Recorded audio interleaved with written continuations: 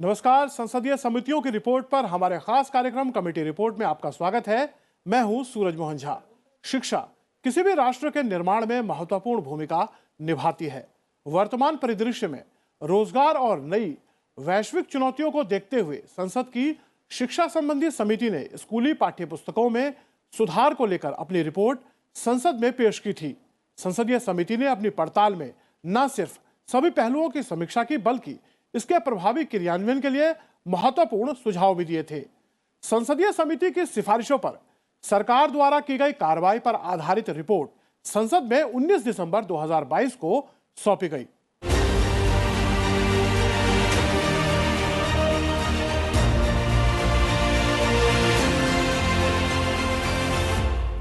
समिति की सिफारिशों पर सरकार द्वारा की गई कार्रवाई पर हम विस्तार से डालेंगे नजर, साथ ही विशेषज्ञों से हर पहलू पर करेंगे चर्चा।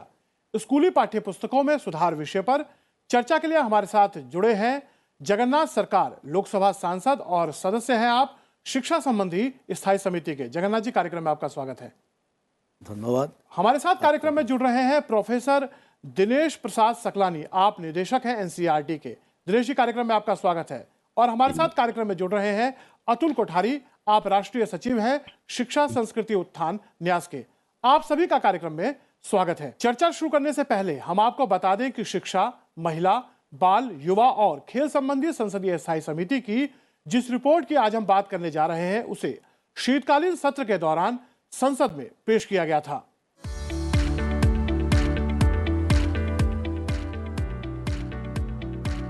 शिक्षा किसी भी राष्ट्र के निर्माण में महत्वपूर्ण भूमिका निभाती है। वर्तमान परिदृश्य में रोजगार और नई वैश्विक चुनौतियों को देखते हुए संसद की शिक्षा संबंधी समिति ने स्कूली पाठ्यपुस्तकों में सुधार को लेकर अपनी रिपोर्ट संसद में पेश की थी। संसदीय समिति की सिफारिशों पर सरकार द्वारा की गई कार्रवाई पर आधारित रिपोर्ट संसद में 19 दिसंबर 2022 को सौंपी गई। संसदीय समिति ने अपनी रिपोर्ट में सुझाव दिया था कि पाठ्यपुस्तकों को बच्चों में संवैधानिक मूल्यों का समावेश करना चाहिए और राष्ट्रीय अखंडता और एकता को बढ़ावा देना चाहिए। संसदीय समिति का मानना है कि पुस्तकें पूर्वाग्रह से मुक्त हों। सरकार द्वारा की गई कार्रवाई में कहा गया है कि नैतिकता, मानव और संवैधानिक मूल्यों को प्रत्यक्ष और अप्रत्यक्ष तरीकों से एकीकृत किया जाएगा। संसदीय समिति ने अपनी पड़ताल में पाया कि पर्यावरण संवेदनशीलता, मानवीय मूल्य और नशीले पदार्थों के साथ इंटरनेट की लत के दुष्प्रभावों को पाठ्यपुस्तकों में शामिल करना चाहिए। संसदीय समिति ने स्कूली बच्चों के बस्ते के बोझ को कम करने को लेकर भी अहम सुझाव मंत्रालय को दिए हैं। कार्रवाई रिपोर्ट में कहा गया है कि एनसीईआरटी समिति की सिफारिशों का समर्थन करते हुए इन विषयों पर काम कर रहा है। संसदीय समिति ने अपनी रिपोर्ट में सुझाव दिया था कि पाठ्यपुस्तकों को बच्चों में संवैधानिक मूल्यों का समावेश करना चाहिए और राष्ट्रीय अखंडता एवं एकता को बढ़ावा देना चाहिए। संसदीय समिति का मानना है कि पुस्तकें पूर्वाग्रह से मुक्त हों।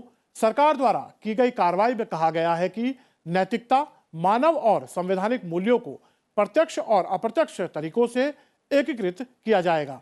जगन्नाथ सरकार जी, आपके संसदीय समिति ने इस विषय को अपनी पड़ताल के लिए पिछले साल लिया था, उस पर अब सरकार द्वारा कार्रवाई की गई है और उस पर एक रिपोर्ट आप लोगों ने सौंपी है।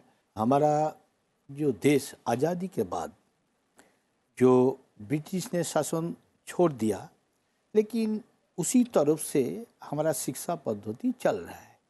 वहाँ से जो नेशनलिज्म, नेशनलिटी, राष्ट्र प्रेम, वो जो स्वाभिमान का सब्जेक्ट वो छोड़कर वो हमारा जो पराजय, पराधीन रहे, इस्लामिक आक्रमण क्या हुआ, वो ये बात ज़्यादा हमारा जो देश का जो गर्व का सब्जेक्ट था प्राचीन काल से, ये हमारा हिंदुस्तान बहुत बड़ा शिक्षा, विज्ञान वो सारी चीज़ में सारी वर्ल्ड को बहुत ज्ञान प्रदान किया, लेकिन इस बारे में कोई चर्चा एजुकेशन में नहीं है। तो और क्या है, बाल से छोटा से ही उनका बीज और न्याय, डिसिप्लिन, राष्ट्र प्रेम, इस बारे में घाटती था। इसलिए नेशनलिज्म, नेशन के लिए अच्छा युवा गठन के लिए, राष्ट्र के बढ़ने के लिए, समाज के दायबद्धता हमारा सभी आदमी का है।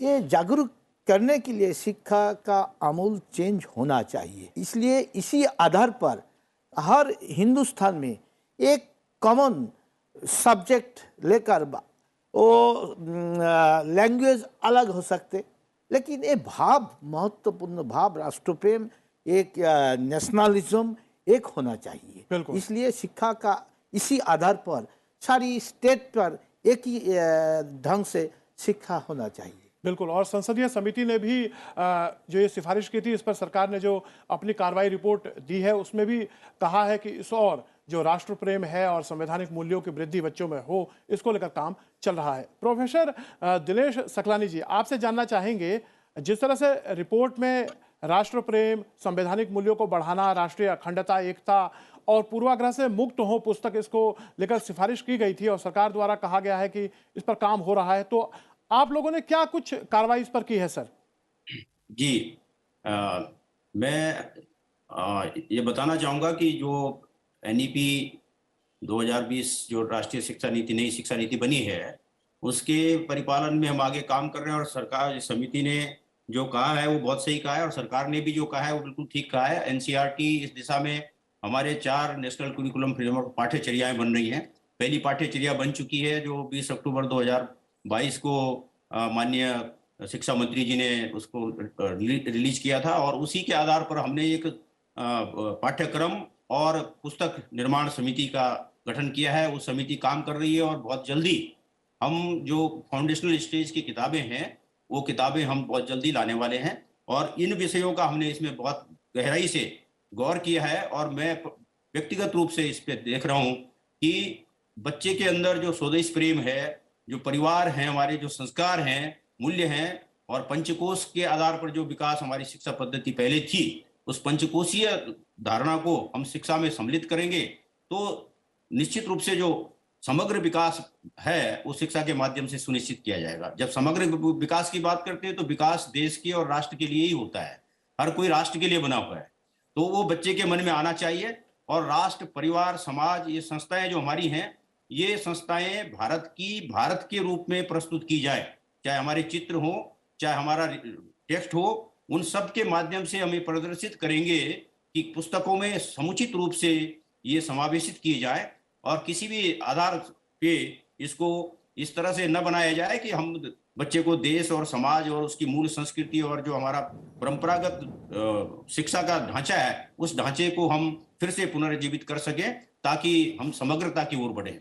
और भारत तो हमेशा ही समग्र वसुधैव कुटुंबकम की बात करता है, तो व्यक्ति से संपर्क रखे और सही ढंग से उसका आपस में समाज में सरोकार बने, ये हम शिक्षा के माध्यम से सुनिश्चित करने वाले हैं। और फाउंडेशनल स्टेज से ही और बल्कि उससे पहले ही जो हमारा early education, early childhood care and education का जो बात आई है, उसमें पेरेंट्स और टीचर्स के लिए जो गाइडलाइंस हम बना रहे हैं, उसमें क्योंकि बच्चा तो बाद में पड़ेगा, पहले माँ बाप और शिक्षक, इनकी जिम्मेदारी है, इनको तैयार करना जरूरी है। परिवारों में संस्कार अगर नहीं है और माँ अगर संस्कार दे रही है तो बच्चा आगे बढ़ सकता है। तो माँ बाप और परिवार, इनकी भूमिका और उसके साथ फिर हमारे जो स्कूल में जो शिक्षक हैं उनकी भूमिका, समग्र रूप से ये बच्चों के अंदर इन मूल्यों का हम फिर से संचरण करेंगे और हमारी पाठ्य पुस्तकों में ये दिखेगा। ये इस चीज की मैं आश्वासन इस चीज का दे सकता हूं। अतुल भाई, आप इस संसदीय समिति ने जो अपनी मूल रिपोर्ट पेश की थी उसके समक्ष भी आप गए थे और आप लोगों ने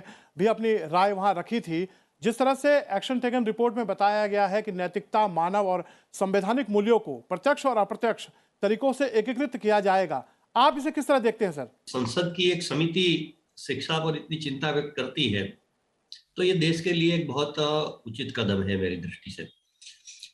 महत्वपूर्ण बात यह है कि इस समिति को हमने पहली समिति जब विनय सहस्त्रबुद्धे समिति बनी थी तो उन्होंने हियरिंग किया था और हम लोग भी हियरिंग में गए थे और हमारे कार्यकर्ता गए थे, पदाधिकारी, और उन्होंने सारा प्रेजेंटेशन भी किया था।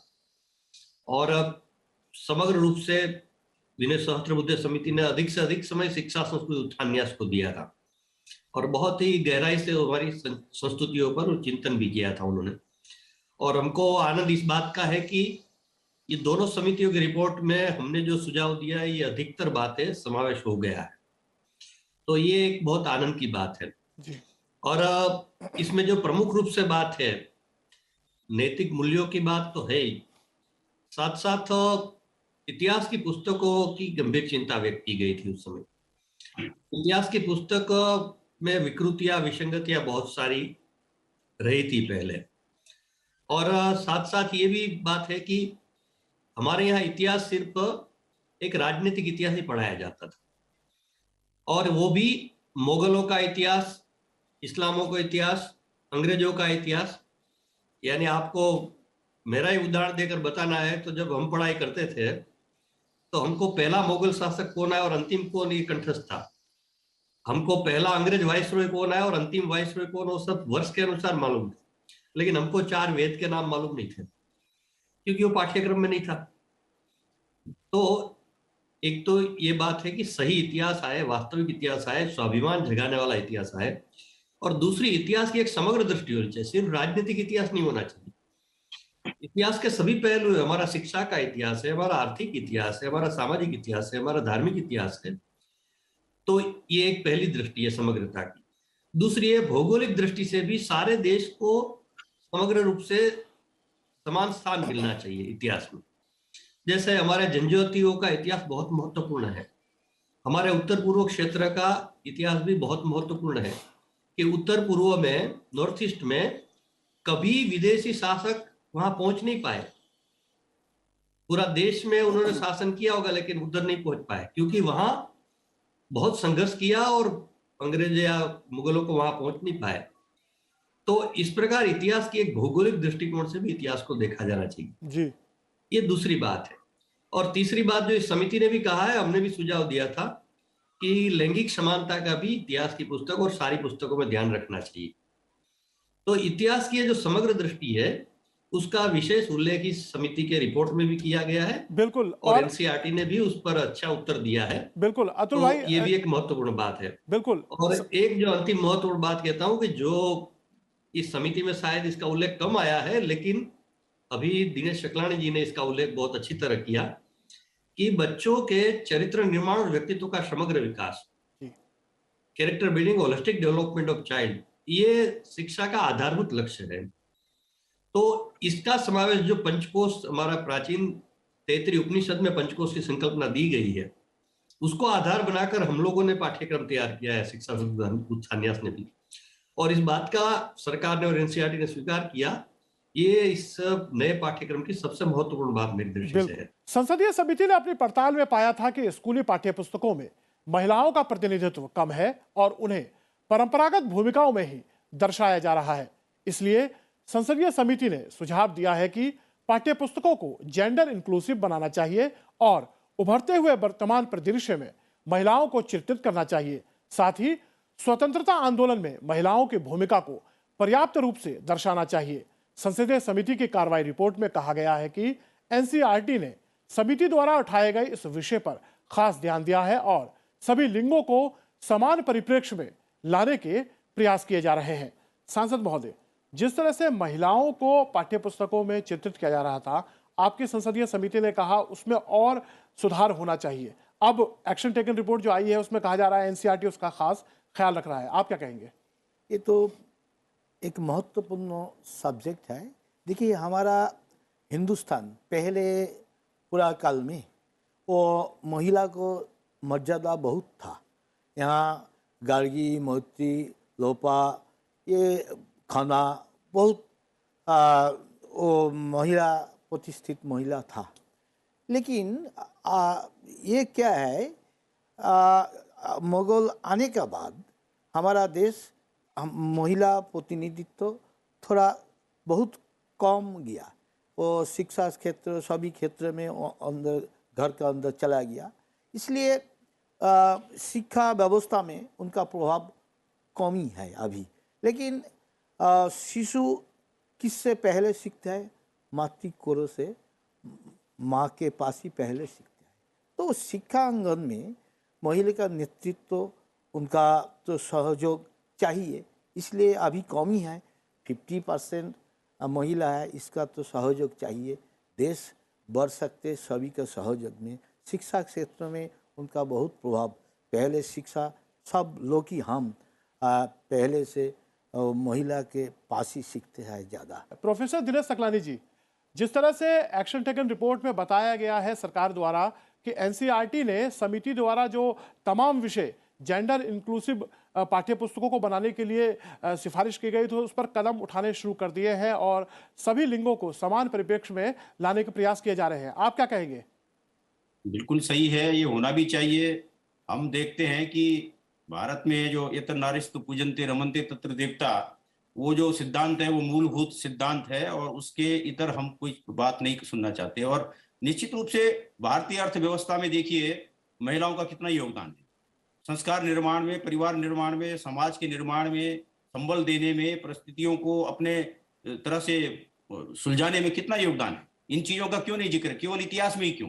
हर चीज में, हर अगर हम अर्थव्यवस्था का अध्ययन करें, कृषि का अध्ययन करें, पशुपालन का अध्ययन करें, हम समाज के निर्माण का अध्ययन करें, तो क्या महिलाओं का योगदान उसमें नहीं है? इतिहास में तो है ही। जो इतिहास के विषय हैं वो इतिहास से आएंगे, मगर इतिहास के साथ साथ चाहे हमारा और भी डोमेन है नॉलेज के, सारे डोमेन में इस परिकल्पना को ध्यान में रखना चाहिए कि स्त्रियों का कितना महत्वपूर्ण योगदान है। अगर वो नहीं है, स्त्रियां नहीं है, तो क्या घर चल सकता है, समाज चल सकता है, व्यवस्था चल सकती है? नहीं चल सकती। एकांगी समाज नहीं होता। तो इसलिए उनका इंक्लूजन की जो बात है वो कोई ऐसा नहीं है कि कोई हम अपनी तरफ से कर रहे हैं, वो तो होना ही चाहिए।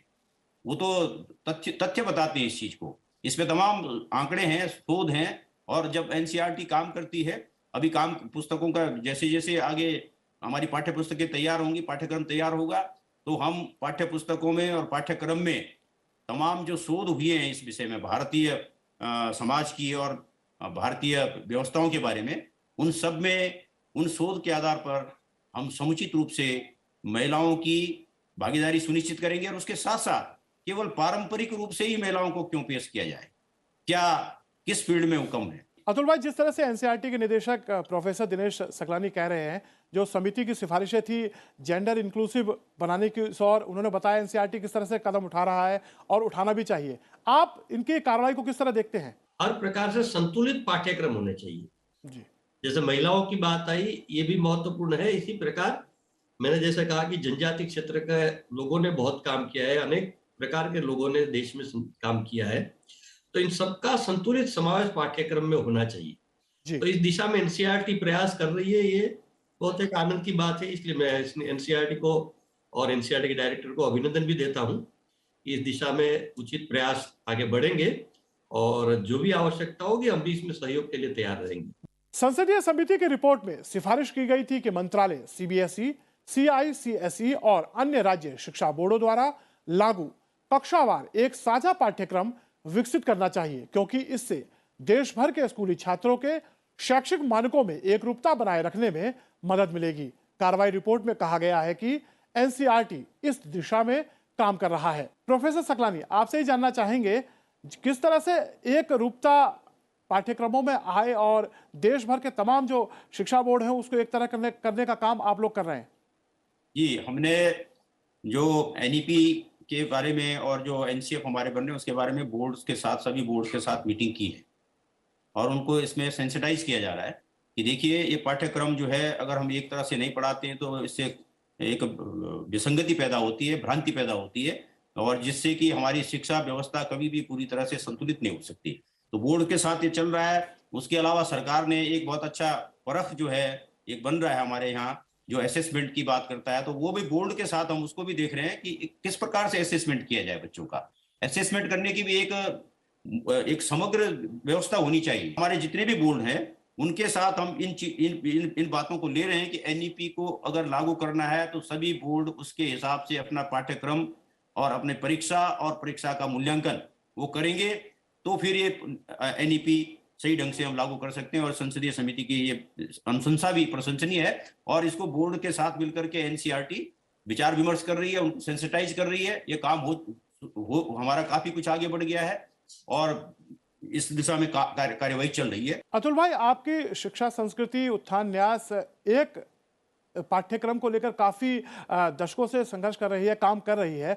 अब जब संसदीय समिति ने भी अनुशंसा की और एनसीईआरटी के निदेशक हमें बता रहे हैं कि वो तमाम राज्यों के बोर्डों के साथ मिलकर इस पर काम कर रहे हैं, तो इसे आप किस तरह से देखते हैं?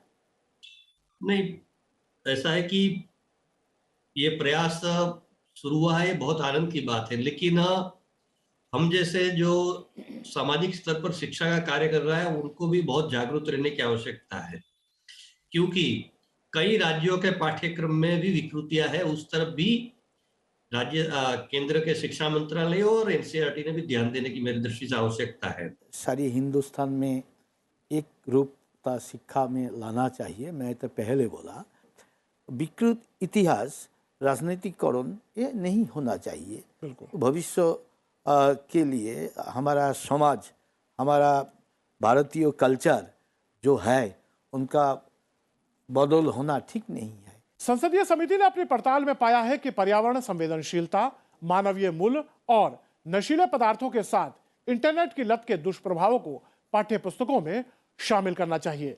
संसदीय समिति ने स्कूली बच्चों के बस्ते के बोझ को कम करने को लेकर भी अहम सुझाव मंत्रालय को दिए हैं। कार्रवाई रिपोर्ट में कहा गया है कि एनसीईआरटी समिति की सिफारिशों का समर्थन करते हुए इन विषयों पर काम कर रहा है। प्रोफेसर सकलानी, किस तरह के कदम उठा रहे हैं आप? दुष्प्रभाव जो आ रहे हैं पर्यावरण में, जैसे कृषि के क्षेत्र में ही है, जो हम केमिकल और फर्टिलाइजर्स यूज कर रहे हैं, तो हमारा ध्यान अब प्राकृतिक खेती की तरफ जा रहा है। हम उसका पाठ्यक्रम बना रहे हैं, कृषि के माध्यम से भी हम इसको ला रहे हैं, और जो विज्ञान है उसको पढ़ाने का भी जो तरीका है वो तरीका भी हम बदल रहे हैं। एक्सपीरियंशियल लर्निंग की बात की गई है, तो एक्सपीरियंशियल लर्निंग के माध्यम से बस्ते का बोझ भी कम होगा, बच्चे जो है अपने अनुभवों से सीखेंगे, और इसीलिए नेशनल क्रेडिट फ्रेमवर्क के अंतर्गत जो भी कार्य आता है, जो कार्य कुशलता जिस प्रकार की भी है, उसको एक्नोलेज करते हुए उसमें क्रेडिट्स दिए जा रहे हैं, पॉइंट दिए जा रहे हैं। तो एनसीईआरटी नेशनल क्रेडिट फ्रेमवर्क को भी अपने पाठ्यक्रम में उस हिसाब से पाठ्यक्रम तैयार कर रही है कि इसको वहां समायोजित किया जाए और इंटीग्रेशन जो है इसका किया जाए। इसलिए हम छोटे छोटे उदाहरणों के माध्यम से भी एनसीईआरटी इस चीज को ला रही है कि एक भी अध्याय हम करते हैं, वो अध्याय में हम कोई भी पैरा डालते हैं, कुछ भी डालते हैं, तो उसके कितने डायमेंशन से हम शिक्षा दे सकते हैं। अतुल भाई कोठारी जी, जिस तरह से संसदीय समिति ने अपनी सिफारिशें दी थी और उस पर सरकार द्वारा एक्शन टेकन रिपोर्ट भी आ गई है, आप लोग काफी समय से संघर्ष कर रहे थे इन सब चीजों के लिए। आपसे अंतिम टिप्पणी जानना चाहूंगा, अब इस एक्शन टेकन रिपोर्ट के बाद, और एनसीईआरटी के निदेशक साहब हमारे साथ मौजूद, उन्होंने सिलसिलेवार तरीके से बताया किस तरह से एनसीईआरटी इस पर काम भी कर रही है। शिक्षा में बदल का जो हमारा एक ध्येय वाक्य, देश को बदलना है तो शिक्षा को बदलो, तो शिक्षा बदले बिना देश नहीं बदल सकता है। इसलिए, और शिक्षा बदलने में आधारभूत कार्य पाठ्यक्रम का है। तो जो बातें आई अभी की, इसमें एक तो जो बातें आपने कही कि भाई इंटरनेट और इनका जो आजकल एक व्यसन जैसा हो गया है, तो वो बात, और साथ साथ एक बात और भी संसदीय समिति ने कही है कि नशे का और ड्रग्स का बहुत ज्यादा स्कूलों में बढ़ रहा है जी। छात्रों में बहुत ज्यादा इसका व्यसन बढ़ रहा है, और उसका बहुत लंबे समय तक दुष्प्रभाव देश भर पर होगा। तो इसको भी पाठ्यक्रम में जोड़ने की बात संसदीय समिति ने कही है। और पर्यावरण की बात बहुत अच्छी कही कि पर्यावरण तो सुप्रीम कोर्ट के निर्णय के बाद अनिवार्य विषय है ही, लेकिन पर्यावरण का एक व्यवहारिक स्वरूप देने की जरूरत है।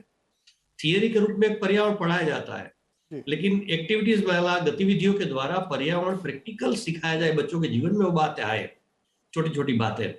और हमारे अनुभव है, हमने कई विद्यालयों में प्रयोग किए, तो जबरदस्त बदलाव इस कारण बच्चों में आया है, और वहां बदलाव आता है तो परिवार में बदलाव होता है, समाज में बदलाव आता है। बिल्कुल। तो इस प्रकार के एक व्यवहारिक पाठ्यक्रम की दिशा भी एक तय करने का नए पाठ्यक्रम में हमें ध्यान देना पड़ेगा। जी। और बस्ते के बोझ की जो बात है वो सबसे महत्वपूर्ण है जी। क्योंकि जितना बस्ते का बोझ हमारे बच्चे उठा रहे हैं वो बिल्कुल अवैज्ञानिक है, और उसके स्वास्थ्य पर बहुत बड़ा प्रभाव बच्चों पर हो रहा है। तो राजस्थान के एक कार्यकर्ता ने, हमारा है संदीप ने, बहुत अच्छा कार्य किया है उस पर, और हर महीने की अलग अलग पुस्तकें तैयार की है। राजस्थान सरकार ने उसको स्वीकार भी किया है। महाराष्ट्र में भी इसकी स्वीकारोक्ति धीरे धीरे हो रही है जी। और संसदीय समिति ने महाराष्ट्र का उदाहरण भी दिया है अपने रिपोर्ट में जी। तो मुझे लगता है कि एनसीईआरटी ने इस दिशा में भी पाठ्यक्रम नया बन रहा है, तभी अगर उनके साथ साथ किया जाएगा तो बहुत अच्छा परिणाम होगा। नहीं तो फिर एक बार पुस्तकें बन गई, बाद में वो करना मुश्किल होगा। जी तो पुस्तकें बनने से पहले ही बस्ते के बोझ के बारे में काम किया जाए और उसके अनुसार फिर पुस्तकें तैयार की जाए। तो आज जो बच्चे जितना बोझ उठा रहे हैं ना, उसका मिनिमम 25% तो हो ही जाएगा।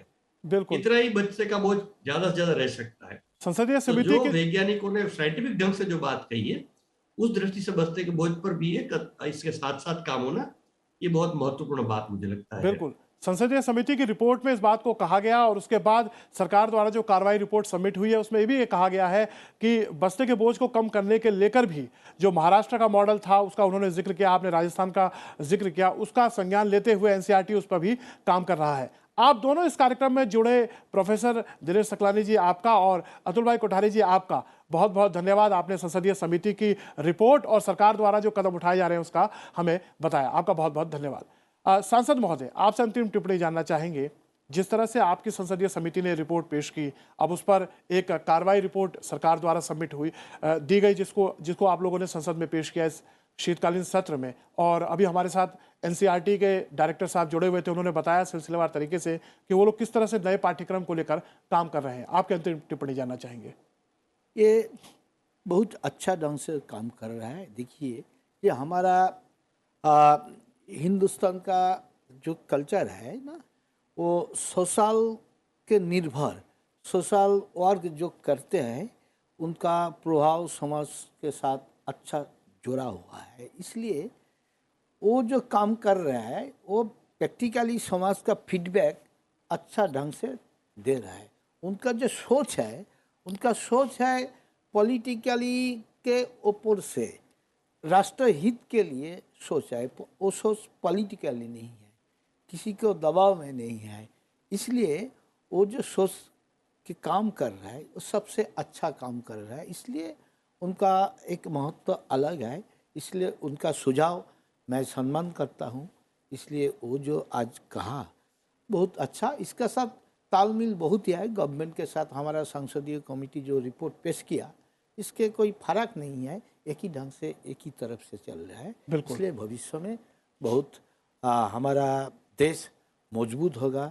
हमारा जो विश्व में हमारा हिंदुस्तान का जितना प्रभाव था, भविष्य में प्रभाव बनेगा। वो हमारा विवेकानंद ने कहा, ये हमारा भारत जननी विश्व जननी बन रहा है, अभी बन रहा है।